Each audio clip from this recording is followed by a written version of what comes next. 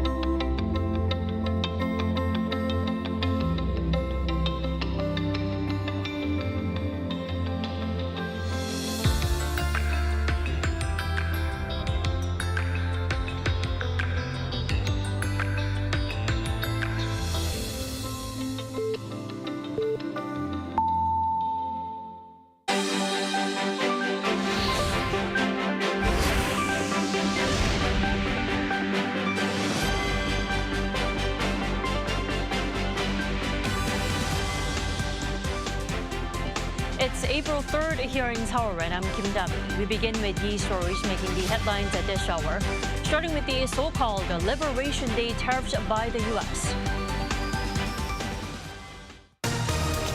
President Donald Trump has signed a 10% baseline tariff on all imports to his country and 25% for imports from South Korea. Prime Minister and Acting President Han Duck-soo convened an emergency meeting hours after the announcement and getting down to drawing up countermeasures against the tariffs. South Korea is just a day away from the impeachment ruling of the country's leader, Yoon. Security has been beefed up around the Constitutional Court, which is now officially a no-go zone. Myanmar's ruling military government has declared a 3-week ceasefire in the country's civil war to expedite relief efforts after last week's deadly earthquake. Over 3,000 people have been confirmed dead as of Wednesday local time. The Trump administration has unveiled its long-warned reciprocal tariffs for all of its trade partners. A baseline 10% tariff on all imports, with even higher rates for select countries. Now that includes South Korea with a 25% tariffs. Bae Eun-ji has our top story. The 25% reciprocal tariff imposition on South Korea has become official, as U.S. President Donald Trump on Wednesday local time signed an executive order imposing his sweeping reciprocal tariff plan. My fellow Americans, this is Liberation Day, waiting for a long time. April 2nd, 2025 will forever be remembered as the day American industry was reborn. Our country and its taxpayers have been ripped off for more than 50 years, but it is not going to happen anymore. It's not going to happen. Trump announced a baseline tariff of 10% on all imports, with higher rates for select countries that he labeled bad actors. South Korea faces a 25% reciprocal tariff, higher than the EU's 20% and Japan's 24%. Major U.S. trading partners will also be subject to steep tariff rates, including 34% on China, which will come in addition to existing 20% tariffs on Chinese imports, for a total 54% tariff rate. The reciprocal tariffs effectively nullify the Korea-U.S. Free Trade Agreement, forcing South Korea to negotiate a new trade deal with the U.S. In response, acting President and Prime Minister Han Duck-soo convened an emergency meeting early Thursday morning, where he instructed the Trade Ministry to work closely with businesses to analyze the details and impact of the newly announced tariffs. He also ordered the government to swiftly set up emergency support for affected industries and businesses, especially in the automotive sector. 배은지, Arirang News. Trump's so-called liberation tariffs are reigniting yet another global trade war. And South Korea is a cornered end once again. How to survive through Trump's trade war this time? Let's turn to Professor Ha Jun-young. Welcome. Thanks for having me. Thank you for joining us. Why a whopping 25% for South Korea when it's 34 for China, 32 for Taiwan, and 24 for Japan? Why is South Korea much higher than Japan and the EU? I think the Trump administration's tariff policy seems to have been determined arbitrarily without clear criteria. The 25 tariff on South Korea maybe stem from factors such as South Korea's trade surplus with the United States, its reliance on specific industries, or the strategic perspective the U.S. hold regarding South Korea's economy. However, the rationale behind imposing higher tariff on South Korea than on major economic powers like Japan or the EU remains unclear, I think.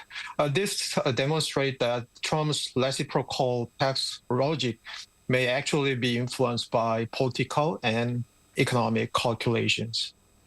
Well, it looks like the reciprocal tariffs were not enough for Trump because he has expanded its tariffs on aluminum to include now canned beer imports. The question is, should South Korea be worried here or not as much? I think, it is some kind of worrisome in the sense that U.S. import 80% of their aluminum demand from the outside of the world, and Korea is number 4 aluminum export to the United States, following Canada, Arab Emirates, and Mexico. I mean, the amount is, in terms of last year, amount is about $700 billion.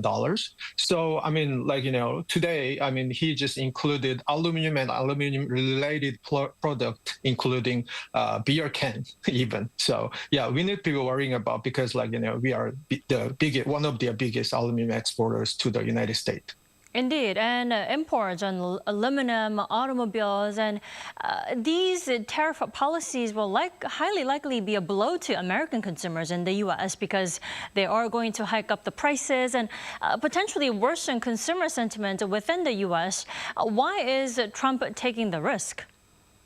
Well, many economists, including me, also including political scientists, they believe that Trump's tariff policy seems to be aimed at short-term political gains. So he is attempting to protect U.S. manufacturing and jobs, reduce the trade deficit, and reinforce his American First agenda. For example, particularly with the 2020 presidential election approaching, this aggressive trade policies may be a strategy to appeal to his voter base, especially those in industry regions. However, in the long run, like you mentioned, these policies are likely to negatively impact both consumers and businesses, not just in the United States, in all over the world. So it all comes down to his America First policy in a nutshell. Then should we expect more tariffs to come? I mean, is this just the beginning for Trump? Yeah, the current situation suggests that the Trump administration's tariff policy may only be in their early stages. So Trump tend to use tariff as a negotiation tool, and additional tariff may be imposed to demand further concessions from major trading partners. So South Korea, along with other trading nations, should prepare for the possibility even together measures. So fasten your seatbelt. Well, that is why South Korea's trade minister made visits to the U.S. himself to sort things out, but clearly the trips weren't as fruitful as we all hoped. Then what kind of approach now should the South Korean government take starting today?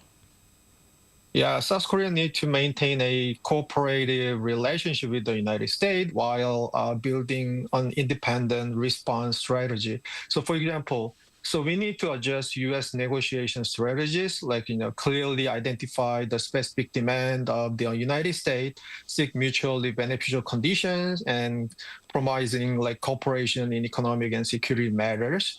And also we strengthen multilateral cooperations, work with other trading partners like the EU, Japan, Canada to jointly respond to U.S. tariff policies. Finally, this is, I think, important, enhance domestic industry competitiveness. So to mitigate the impact of U.S. protectionist policies, South Korea should focus on securing alternative market and strengthening and domestic industries. So that's the thing. Indeed. Professor Ha, it's always good to have you with us. Thank you for your time and your insight this morning. Yeah, thank you. 결연한 구국의 의지로 비상계엄을 선포하였습니다.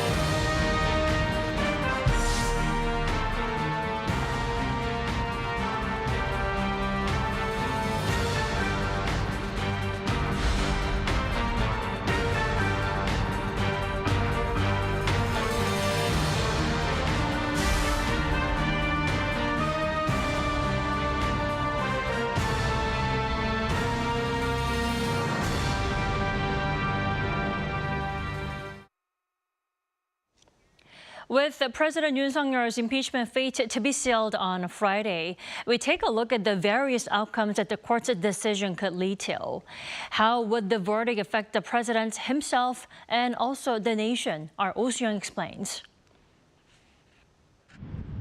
The fate of President Yoon Suk-yeol and the nation hangs on the Constitutional Court's decision on his impeachment Friday. The ruling will mean immediate consequences regarding the governance of the country, as the leader's removal or reinstatement spells out very different outcomes. If the court upholds the impeachment, Yoon would become the nation's second president in history to be removed from office, following Park Geun-hye's impeachment 8 years ago. Effective immediately, Yoon would have to vacate his office for good and leave the official residence in Yongsan-gu district. He would lose all post-presidential privileges, no pension, no office, no staff support, and no burial rights at the National Cemetery. His protection would be limited to basic personal security. With the leadership vacuum made permanent, Prime Minister Han Duck-soo would continue as acting president until an early election is held within 60 days. On the flip side, if the impeachment is dismissed with prejudice, it would mean the court has found the National Assembly's grounds for his removal insufficient, and the case is closed for good. After over 3 months of suspension, the president would immediately resume his duties. It's expected that he'd then address the public through a televised message or press conference. His first tasks back in office are likely to focus first on foreign policy and national security, as there has not been top-level engagement with the United States since President Donald Trump's inauguration. Yoon would also begin laying out proposals for constitutional and political reform as pledged during his final court appearance. While his impeachment case would be closed for good, Yoon would still face investigations regarding his December 3rd martial law declaration, but during his presidency would be immune from charges other than for treason and insurrection. Another scenario is the court dismissing the case without prejudice. The case would be dropped due to legal or procedural issues, meaning the bench decided not to rule on the grounds or evidence presented. The president would return to office, but the National Assembly could reattempt impeachment in the future. 6 or more justices must consent to uphold an impeachment. 3 or more justices deciding against impeachment would lead to a dismissal. While sources say the justices have reached an understanding on the verdict, they're likely to sign off on their decision at the very last minute, either in the evening before or early in the morning of the ruling. This is to maintain utmost confidentiality. The ruling takes legal effect the moment the presiding justice reads the decision on live TV. 20 members of the public will be selected through a lottery to attend the ruling. 12,000 people applied on the first day that registration opened on the court's website. President Yoon's attendance is largely expected, but has not been confirmed by his lawyers. Bucheon, Arirang News.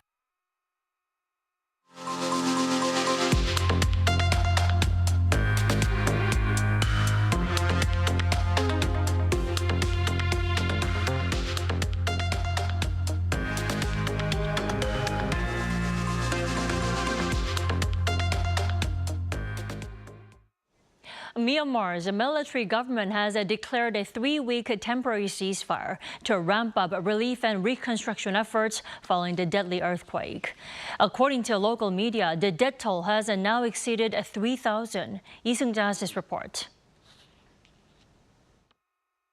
In a bid to speed up relief and reconstruction efforts following last week's magnitude 7.7 earthquake that struck Myanmar, the military government on Wednesday announced a temporary ceasefire. In a statement, the State Administration Council announced the ceasefire from April 2nd to April 22nd. However, according to local media MRTV, the military junta warned that if rebel groups attack, the military will take necessary measures. Earlier this week, the rebel Three Brotherhood Alliance, which consists of the Myanmar National Democratic Alliance Army, the Ta'ang National Liberation Army, and the Arakan Army, announced a unilateral ceasefire to support quick response for 1 month. However, the military government had refused to do the same until Wednesday's announcement. Since the military junta's coup in 2021, Myanmar has been marred by violence amid a civil war between the military government and ethnic militias and resistance forces. As the country continues recovery and relief efforts, a hotel worker who had been buried under the rubble in Naypyidaw was rescued after 108 hours. The 26-year-old hotel employee was found alive by a rescue team, covered in dust but conscious. He was immediately transported to the hospital for medical treatment. Local media says the death toll from the devastating earthquake has now surpassed 3,000. Lee Seung-ja, Arirang News. Wednesday's local by-election saw the ruling People Power Party win 1 seat in the race to select 5 local government chiefs, while the main opposition Democratic Party won 3. The by-elections also saw a surprise win for the Rebuilding Korea Party. Jung Cha-run was elected chief of Tamyang in Jeollanam-do Province, taking a seat from the DP. Tamyang has long been a traditional stronghold for the main opposition party. The Rebuilding Korea Party picked up its first local government head seat since the foundation of the party in 2024. The number of foreign nationals who visited South Korea last year for medical procedures was nearly double compared to the year before. According to the Health Ministry on Wednesday, the number reached around 1.2 million. That's the highest since the country's medical tourism program began in 2009. Since then, the total has exceeded 5 million.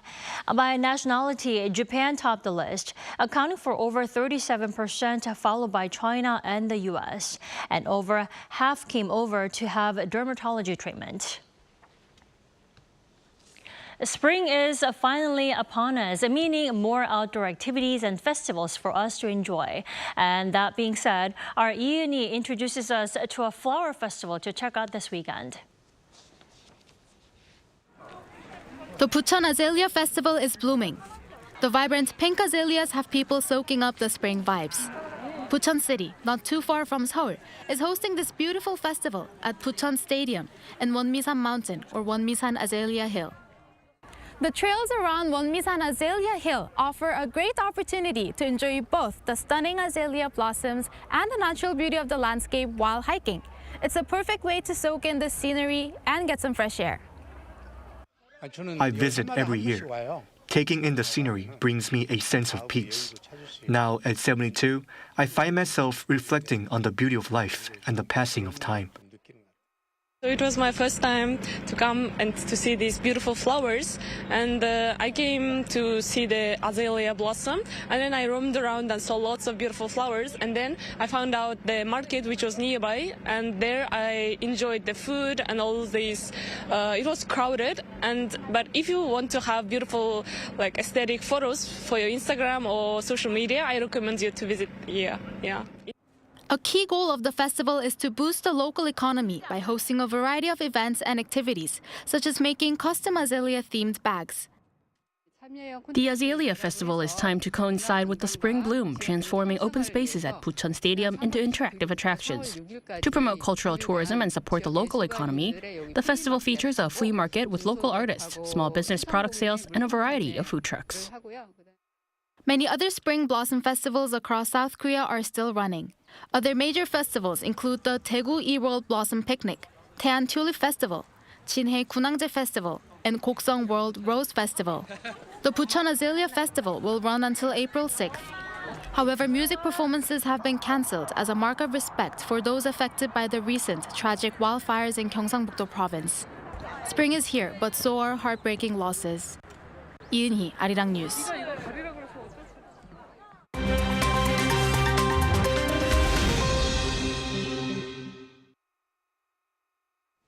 Now let's take a look at some stories from around the world with our Choi Ji-hee. Good morning, Ji-hee. Good morning, Tommy. So Ji-hee, let us begin in the Middle East. Israel has intensified its military operations in the Gaza Strip. Fill us in. Sure. Israel's prime minister has announced a major expansion of offensives in the Gaza Strip, aiming to increase pressure on Hamas to release the remaining hostages.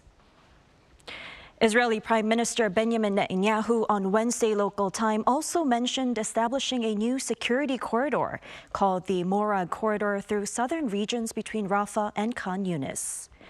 The Israeli defense minister has also announced a significant expansion of military operations in Gaza involving the occupation of large areas of land. Meanwhile, overnight airstrikes have claimed the lives of more than 40 Palestinians. A strike on a United Nations Relief and Works Agency shelter for displaced individuals resulted in the death of 19 people, according to Gaza's health ministry. Israel said it attacked a Hamas command center set up in the facility. Meanwhile, Netanyahu is making his first trip to Europe since the International Criminal Court issued an arrest warrant against him in November 2024 for alleged war crimes in Gaza. China has concluded 2 days of large-scale military exercises around Taiwan, intensifying regional tensions. Taiwan condemned the drills, vowing to maintain regional peace. The People's Liberation Army conducted the Straight Thunder 2025A drills on April 1st and 2nd, focusing on the Taiwan Strait and the East China Sea. These exercises included live fire drills and simulated precision strikes, targeting key infrastructure such as ports and energy facilities. The Shandong aircraft carrier was also deployed and operated east of Taiwan, integrating naval and air units.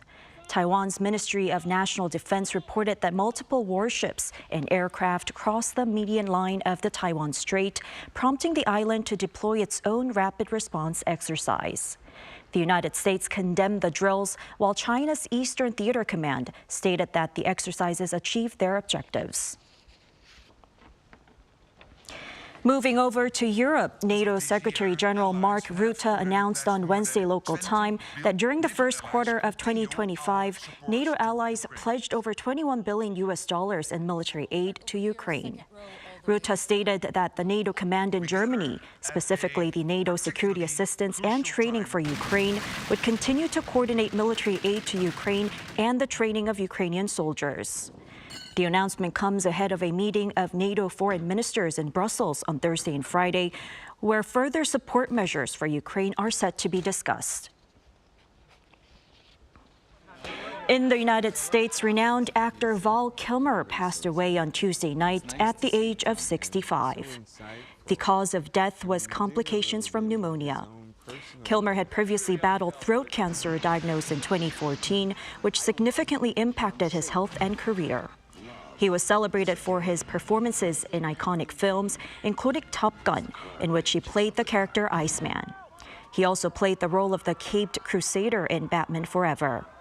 Kilmer is survived by 2 children, Mercedes and Jack Kilmer, who continue his artistic legacy in the acting industry. And he did that.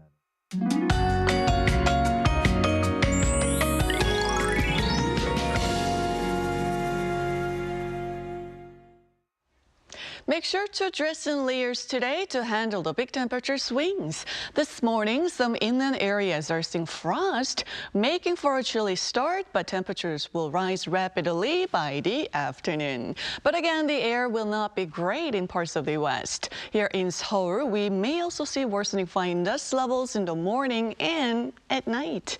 Meanwhile, dryness has improved, but dry advisories remain in place for inland Gyeongsang-Bukdo province and southern Jeju. With windy conditions, even a small spark can quickly spread, so please be cautious.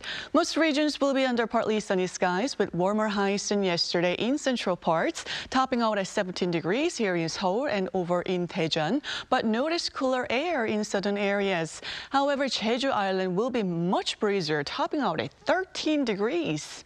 Looking ahead, this Saturday, most of the country will see rain. However, morning and afternoon temperatures will continue to differ by 10 to 15 degrees Celsius, so we'll only need jackets for the mornings and evenings, but be sure to keep them handy.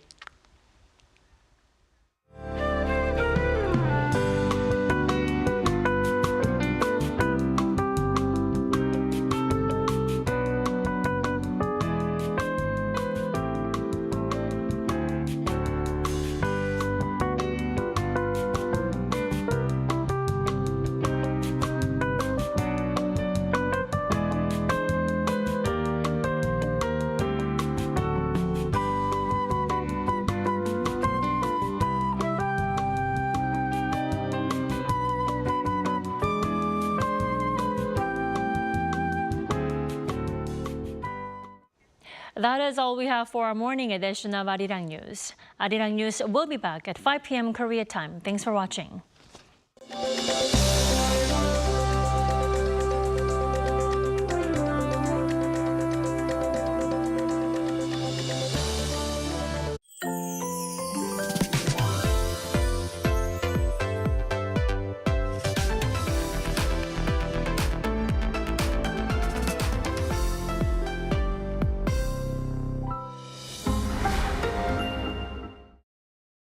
How to survive in Korea.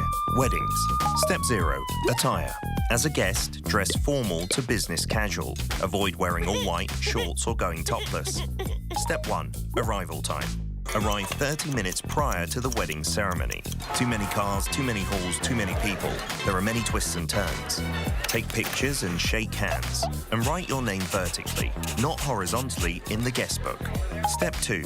Or, shibor. 50,000 won, 100,000 won, 150,000 won. Cash gifts are given in these units. Decide on the amount based on your relationship. Write your name vertically on the envelope. Step 3. Wedding etiquette. Fill up the front row.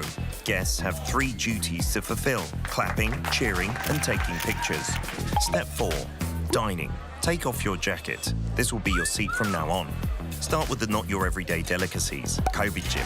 Yes. Bosa. Yes. Chili shrimps. Definitely yes. Kimbap. Yeah. Only if you can't live without it. No need to pile up food. You have more than one opportunity. Did you survive the wedding? Wait. Did someone catch your eye? What are you waiting for? You're looking fine today.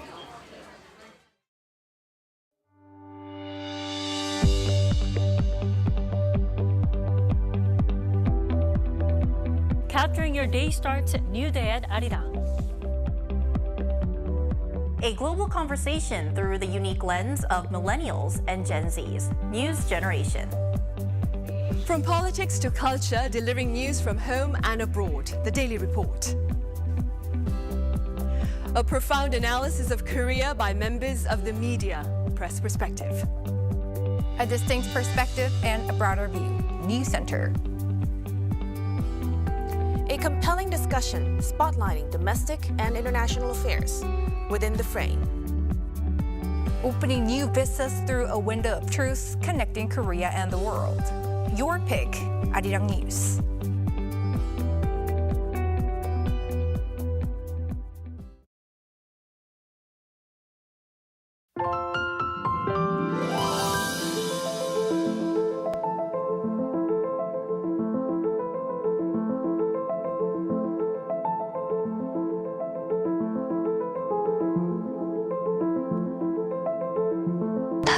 사람들한테 말하면 안 돼.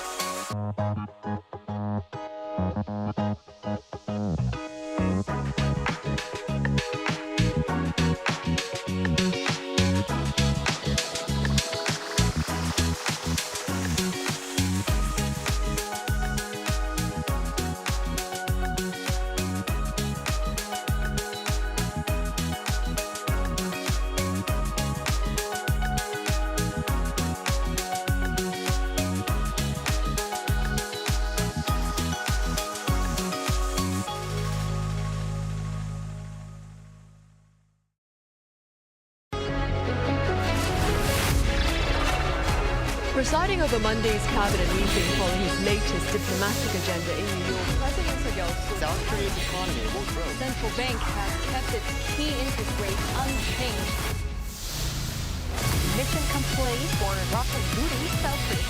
Seoul is rallying in hopes of bringing the World Expo 2030.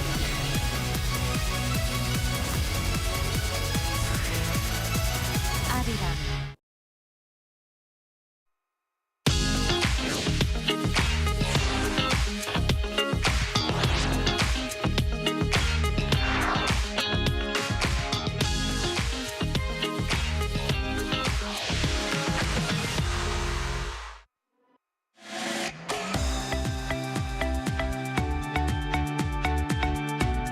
We're here to bring a new type of news show. New insights, new styles, and new topics every day. We are News Generation. Bring news just for you. It's Thursday, April 3rd here in Seoul. I'm Song Yujin, and you're joining us on News Generation. Joining us this Thursday is Cheska Dainha. Happy Thursday, everyone! Happy Thursday! And Julian Kim. Happy Thursday. Happy Thursday. Now, both are here to speak on behalf of those in their 20s and 30s. We're going to begin our show with our keyword news. Our keyword for today is decision. South Korea's Constitutional Court is set to deliver its verdict on the impeachment motion against President Yoon on Friday once again. The court will deliver the ruling at 11 a.m. Korea time, and a live broadcast of the session has been allowed. This comes after months of hearings and deliberation following President Yoon's declaration of martial law on December 3rd, 2024. And this marks only the third impeachment trial of a sitting president in Korean history and the longest one to date. And since December, the country has been mired in political turmoil, with the political circle sharply divided and protests continuing for months, as you can see on the screen. So now that the court's long-awaited decision is just a day away, what are your thoughts on this moment of reckoning? Yeah, so this really would have a huge historic impact for South Korea, and the decision that comes from it will have lasting impacts for who knows how long. But we can clearly see within the last couple of months, with the political turmoil and the ongoing protests, just how much really is at stake here and how divided people in Korea are on this issue. And this result is something that people both domestically and internationally are paying close attention to. So we'll see how things will go tomorrow. And personally for me, I can't lie, I am nervous about the results. I've been avoiding all the government spots in Seoul just because of the ongoing protests, because I am worried about the safety, and also transportation has been heavily impacted there too. And these are all part of the heightened security measures that the government has put in place because they expect a massive protest to take place near the Constitutional Court and the presidential compound tomorrow. So I also want to ask your take on this historic ruling, Cheska. Yeah, I agree with Julian. I honestly can't believe it's already been 4 months. It's one of the longest decision-making process. And I guess that also goes to show how difficult this decision was in the process of making. But most importantly, I think once the decision comes out, out that people are really safe and that we really hasten, regardless of what the decision is, we hasten to get our Korea back in a stabilized mode, because I know there have been frequent protests and people livelihood that have suffered from awaiting this decision. So I do hope that Korea finds a stabilization once again pretty quickly. I totally agree, because the past 4 months were really hectic. Many people say they don't even remember how we said goodbye to 2024 and said hello to 2025. So hopefully peace and stability. Exactly, and I know a lot of people's livelihood have been affected, whether they work in news or journalism or just daily lives. And business owners, which we talked about on NewsGen before. All right, so we'll have to wait for the Constitutional's ruling tomorrow morning. And that was our keyword news for this Thursday. So we're now going to move on to our main discussion of the day. Today we've chosen a topic that most of us never seem to get enough of and always wish we had more. That is sleep. Take a look at the screen to find out more. Do you keep track of how many hours you sleep each night? Sure, it probably fluctuates depending on your workload, social plans, or whether something interesting caught your attention on YouTube or social media. But overall, the latest data shows that South Koreans are clocking in significantly less sleep than people in many other countries. So we're going to start off on a light note today. What time did you go to bed last night? And on average, how many hours do you usually sleep? I know it's a very light question, but it doesn't come as lightly to me. Because I love today's topic because it affects me quite heavily, because I actually suffer from insomnia a lot. Before. Yeah, so it varies, but I really try my best to get minimum of 6 and maximum a good 8 hours, because I know how much sleep affects my quality of the day, whether it be physical or psychological. So I'm quite fit for today's topic because I am one of the MZs that are suffering and struggling terribly with good sleeping, and I also know the consequences. Right. They're so severe. It impacts your day after, right? Not just day after, but even during, before, and after. Yeah, for sure. So we're gonna talk about this in the latter part of the show. But now I also want to ask the same question to Julian. Yeah, so I unfortunately went to bed 2 a.m. last night. It was really frustrating because I went to bed at 12 a.m. I said I wanted to get an average of 7 hours of sleep last night, but it's just one of those nights where I was just laying in bed. It wasn't even because I was actually staring at my phone. It's because I just could not sleep. But as a general rule of thumb for me, I try to get a minimum of 7 hours of sleep, because if I get any less than that, I struggle the next day. I struggle really hard unless I get a cup of coffee. But if my schedule is more busy, I get maybe average about 5 to 6 hours. 5 to 6 hours. All right. And what about you, Eugene? Well, I think for a weekday, I think I sleep somewhere between 5 to 6 hours, but I try to get additional sleep that I didn't have during the weekday. So I think I sleep about 9 to 10 hours during the weekend. Gotcha. You compensate for the lack of sleep that you've got. Yeah, I compensate for the lack of sleep I get on the weekday. So going back to our discussion today, here in Korea, we're used to hearing that resting well is just as important as working hard or studying hard, because sleep isn't just downtime. I think Cheska kind of mentioned this earlier, but it's kind of like the fuel that powers our minds and bodies for the day ahead. So I want to ask you, what's the most recent data on the average sleeping time of South Koreans? And I love that you phrased it as a fuel, because you're definitely preaching to the choir. And people like me, when you say it's the golden hour to fuel and recover. But unfortunately, and it might have to do with perhaps Korea's like hardworking or hustle culture, sleep hours here in Korea are actually less than the average. So let's take a look at the screen to see the actual numbers. Now, according to Korean Sleep Research Society, the average sleep time for Koreans are about 6 hours and 58 minutes, which is, as you can see from the graph, about 18% less than the OECD average of just over 8 hours. Now, on average, Koreans sleep around 11 and wake up around 6 a.m., but I don't think any of us actually fall into that category. And only 7% of people actually get like a good quality sleep on a daily basis, which is only half of the global average of about 13%. And when I talk about like good sleep, I think especially when you are modern, human society trying to slave away the days at work, it's really hard to get like full recovery and that full, deep, delicious sleep. I think it's just impossible to do on a daily basis. Right. So to kind of sum up the data that Cheska mentioned, the average sleeping time of people in South Korea is about 6 hours and 58 minutes, a little less than 7 hours. But we're now going to zoom into our generation, the younger generation. So Julian, are younger people getting more sleep than this average, or is it the other way around? Now, so millennials and Gen Zers in Korea are generally getting a lot less sleep than average. The average sleep generation for a generation is typically 5 hours and 49 minutes.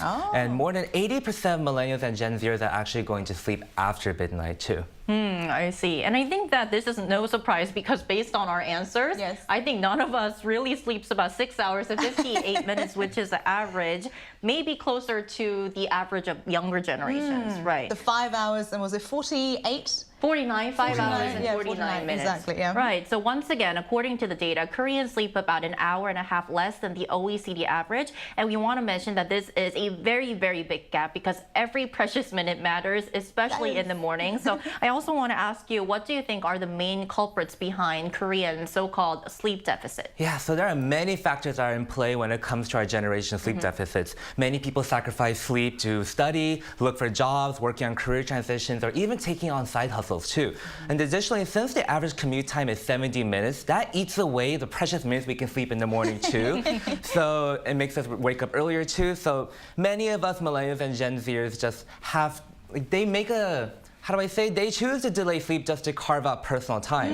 And there's this phenomenon called revenge bedtime procrastination. And it basically means that people delay their sleep to enjoy their own personal leisure time and take back that time from the day to themselves too. And additionally, using smartphones becoming, like before we go to sleep, have become, like unfortunately, a habit? part of our bedtime routine and our habit. Many of us spend time that is supposed to be spent sleeping on platforms such as TikTok and YouTube or other forms of OTT platforms consuming all sorts of content. And many of us have that question always in our head, just one more video before I sleep. And that question that piles up to like hours, right? Yes, unfortunately, it adds to hours, and it makes us just sleep a lot later, makes us wake up a lot more groggier and more tired, adding this like vicious cycle that's really, really hard to get out of. And on top of that, the blue light emitted from our smartphones is really a negative impact on our circadian rhythm and affects our sleep quality too. Right, so less sleep equates to, not detrimental, but less sleep equates to health implications. It could, because of the blue light and obviously getting less amount of sleep will definitely not be good for your health. Yeah, I would even say sometimes very detrimental depending on how severe it gets. Right, definitely. So I want to ask you, Cheska, can you relate to what Julia mentioned? What are your thoughts on this? I usually, before I go, I love how you mentioned that every precious minute matters in the morning. Yes, it does. I would even go so far as every second matters, because when you're trying to wake up from not so good sleep and you're feeling groggy and exhausted, like Julian said, I think every second, every minute counts. But I also want to add my own personal testimonial about what Julian said, the revenge bedtime. I would even call it compensation. So what I mean is when we have this really busy and hectic schedule, whether at work or during the day, when it comes to night, I think psychologically we feel like we want to compensate ourselves for all the hard work that we did, that we didn't get this personal time. So what we end up doing is we either eat, we either go on social media or watch YouTube or streaming services. Exactly. We do all these things just to compensate and feel something that we didn't get to feel during the busy day. The unfortunate downside is that it has the effect on the sleep quality. And to go deeper into the psychological components, anxiety and depression also affect or cause insomnia, and actually vice versa. And this is probably the most common and global, especially anxiety and uncertainty about the future, which is terrible for good sleep. I think we've all had those moments when we're just laying in bed thinking and unable to shut off our minds, and the clock is just ticking and you just don't know how to fall back into sleep. And I think also sometimes it can be physical. People have like breathing problems. And here in South Korea, 1 in 3 Koreans actually suffer from insomnia and are actually seeking treatment. So most importantly, there have been countless research done by how lack of sleep, as Julian mentioned, can affect relationships and even cause mental disorder or sort of exacerbate mental illness, and as well as decision-making process on a normal daily basis. I think we've all had those days when we didn't get enough caffeine or didn't wake up enough. We're really mean to our colleagues. You get super grumpy and sensitive. Yeah, right? we're not as kind to other people, and I think that can all be very much affected by sleep as well. So lack of quality sleep takes a toll both on your physical and mental health. And personal relationships as well. All right, so time to listen to our viewers. We also asked them what's stopping them from getting a good night's sleep by running a poll on the Arirang News YouTube channel. So if you look at the poll results, 53% chose stress, followed by screen time before bed, a packed schedule, and caffeine. And here's what 3 of them had to share. Our first comment for this Thursday is by Yay88. As an office worker, I always lose sleep when I have work-related stress. I think stress is really the source of all kinds of illnesses. Never Ever X7C says stress from job seeking and gaming has been keeping me awake at night, preventing me from getting a good night's sleep over the past several months. I hope things will work out soon.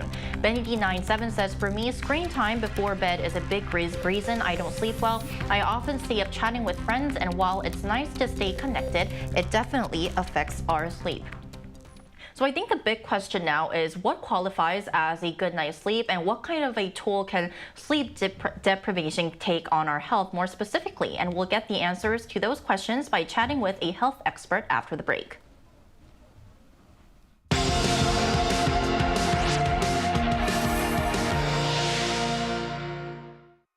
NewsGen wants to hear from you. Go to YouTube and search our channel Arirang News. Click Community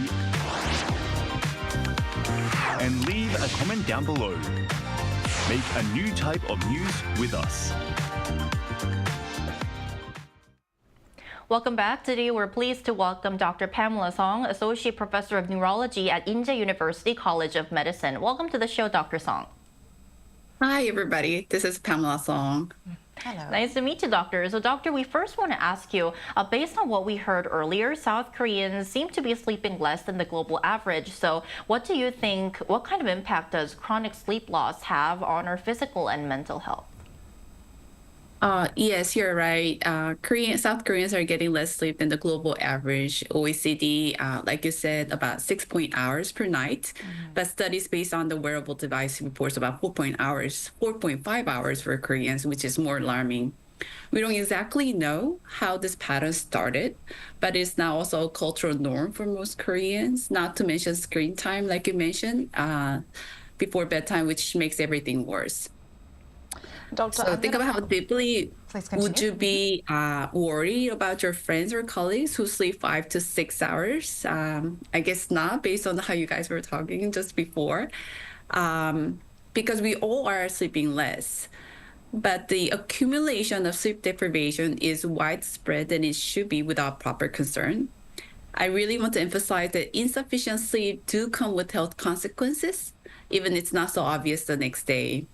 We all have those nights when we stayed up too late. Probably you also have this experience that if you stay up awake for a night, you might miss a Zoom meeting the next day. It shouldn't be, but forget to pick up groceries on your back home, snap at someone more easily, or notice your jogging performance isn't quite the same. These little things don't seem like a big deal at first, but they're all signs that your body and brain are running low. When you consistently sleep short, sleep debt builds up. The more you sleep deprive yourself, it will eventually affect every bit of you in the long run.